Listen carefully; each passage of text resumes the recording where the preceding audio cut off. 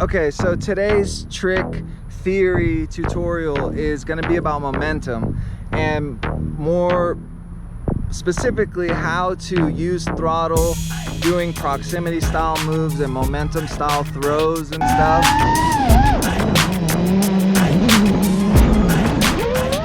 A lot of these freestyle videos, when I'm watching them, mine included sometimes, I lose interest really quickly. What makes a freestyle video interesting? The number one thing, other than, you know, flying juicy and smooth lines and all that, is risk.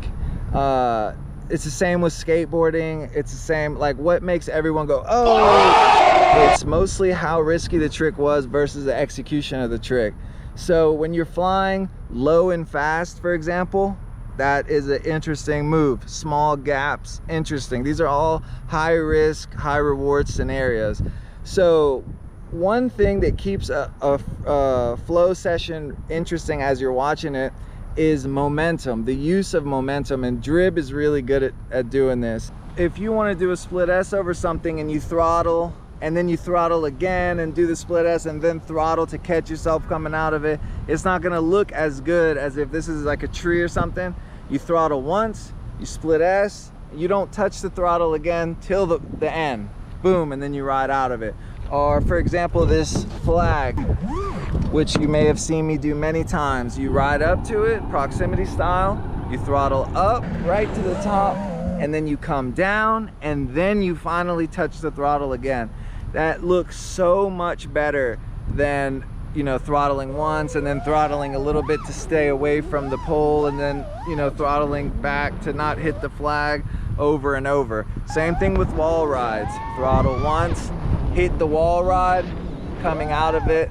Same thing with dives. You know, you get up there and you don't touch that throttle, maybe barely, so people can't really tell, so you don't hit the wall, and you don't throttle again till you're out of it. So I'm going to show you a few examples and then a few other things that kind of help proximity. And I call it proximity, but really everyone does proximity. So gaps, steel, like steel's whole flying style is interesting because the level of risk is so high. So you want to be close to things and fast and dodging things. That's all proximity, you know, to me at least. That's what I call it. So hopefully this helps your lines look more interesting if you pay attention. Here we go. The number one thing that you're gonna need for this, or step one, is you need to know exactly how your throttle is set up. So if I go full stick, I know exactly how much throttle that's gonna be. I mean, for the most part, you know? So that's how you can start flinging your quad around and getting the results that you want. So one example would be this, boom. Didn't touch the throttle more than once, cleared the tree perfectly. Now, I kind of went to the extreme to show an example. I didn't come out of it very clean. So let's see where the wind is. Now let's go ahead and hit this flagpole. So I'm gonna blip the throttle once, not touch it, and then come down and then throttle. So that's it. And this applies for everything, for gaps, for sideways stuff like a wall ride. I don't really have a place to ride, so I tried to ride that tree. I guess we could do it here. But anyway, you get the point. So that's it. So let's talk about how to achieve that. First step would be props. Pick the right props for your motors. So you want to have linearity. You don't want to hit this and then go to the moon because you just throttle blip. So for me, the 5.1 by 3.1s are perfect. The S4s are great. S3s are great if you have a lighter quad. My quad's a little heavier, around 650, 660 with the Hero 8. So I got to use the HQ 5.1 by 3.1s. And it gives me a linear throttle with enough power to where my stuff isn't wobbling around in the wind, although today's a really windy day. So I know exactly where I'll be at each section of the throttle.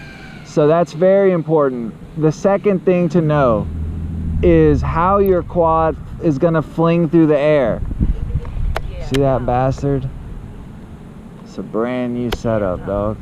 Okay, so Definitely got a crooked prop. Bring it in. Jinx himself every day.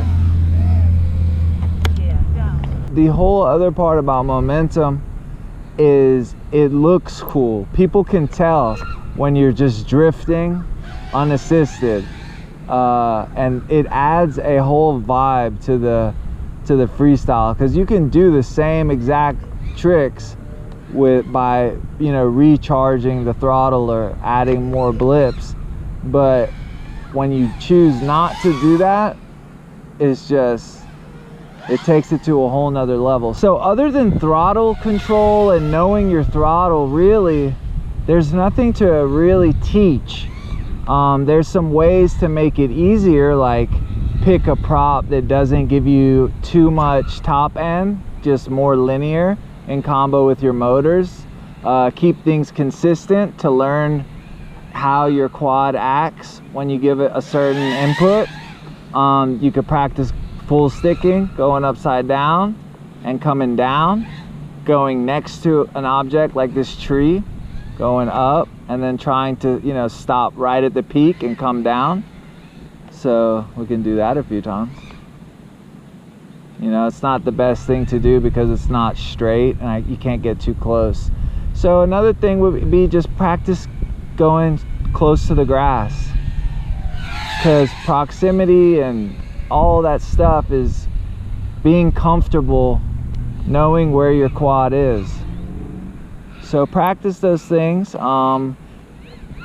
Little bit of expo might do you some good. If you got 2306s and they're a little too beefy at the bottom, throw on some expo. And yeah, it's not something really I could teach over the internet especially, but it is something that once you know what to look for, you can improve on it immensely. So go watch some of Drib's videos. He's like exceptionally good at it. Let's do an example of flow with it. So it'll be, oh, nope. Let's go. So maybe just going like this. And then I guess we could talk about hitting gaps. So that would be that. And then like something like a gap, boom, hit it once, throttle once. And situations like that. Power loops would be another one. Stuff like this, even stuff like wall taps. Go once. I'm not gonna tap it because I don't know what's going on with this quad. Power loop, hit it, let go, come through. See, that was too high. Let's try it again. Hit it, cancel, come through. Stuff like that, just hitting the throttle once and knowing where you'll be. It's mostly with dives, building dives, wall rides, and shit, things like that.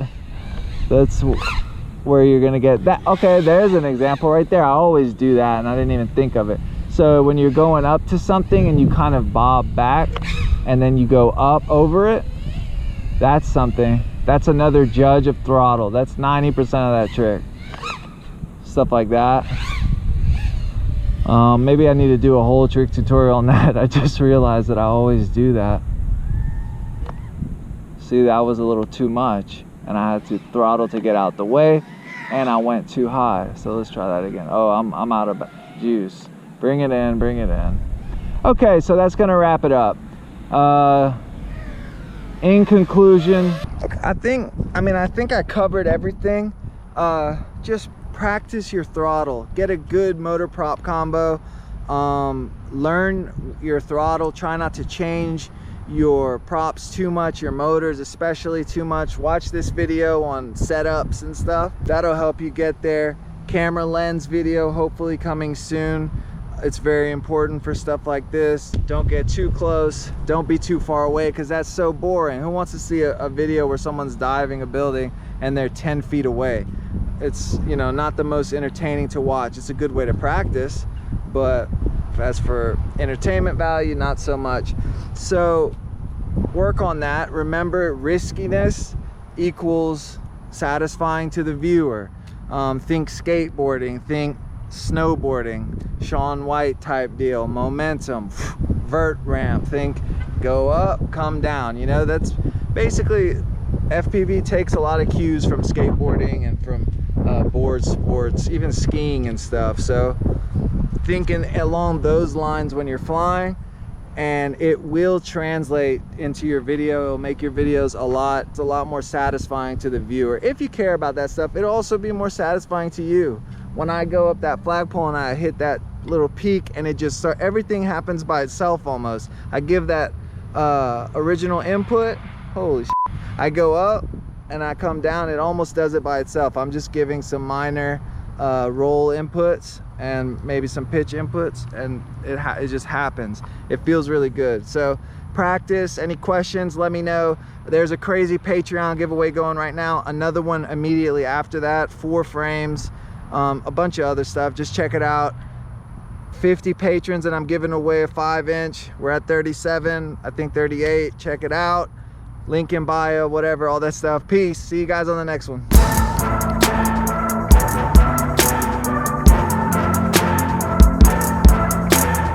Here's a tree.